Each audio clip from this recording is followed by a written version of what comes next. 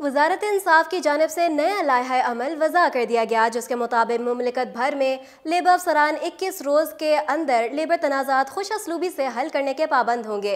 वजारत की जानिब से लेबर केसेस को 3 कैटेगरीज में बांट दिया गया है। पहली कैटेगरी में आजर और अजीर के दरमियान झगड़े वाले मामला शामिल हैं। दूसरी कैटेगरी घरेलू वर्कर से मुतालिक मामला पर मुश्तमिल है, जबकि तीसरी कैटेगरी में आजर और अजीर दोनों से मुतालिक वो मामला हैं जिनमें general organisation for social insurance की जानिब से सब्सक्रिप्शन, रजिस्ट्रेशन और हिरजाना से मुतालिक फैसला किया गया हो। पहली कैटेगरी की सूरत में आजर या अजीर की जानिब से मजाज लेबर ऑफिस में केस के इंदराज करवाना होगा और इस केस के हल के लिए लेबर अफसरान अपना किरदार अदा करते हुए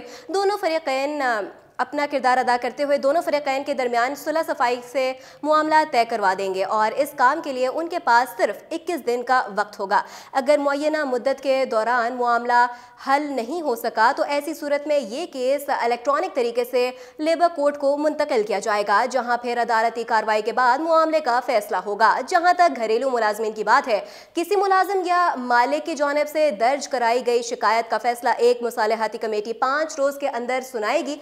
अगर मामला सुलह सफाई से हल होता नजर आ रहा हो तो फिर कमेटी ज्यादा से ज्यादा 10 रोज के अंदर अपना फैसला सुना देगी। ताहम अगर किसी फरीक को कमेटी के फैसले से इख्तलाफ होगा तो वो इलेक्ट्रॉनिक तरीके से लेबर कोर्ट को इसके खिलाफ अपील दायर कर सकता है।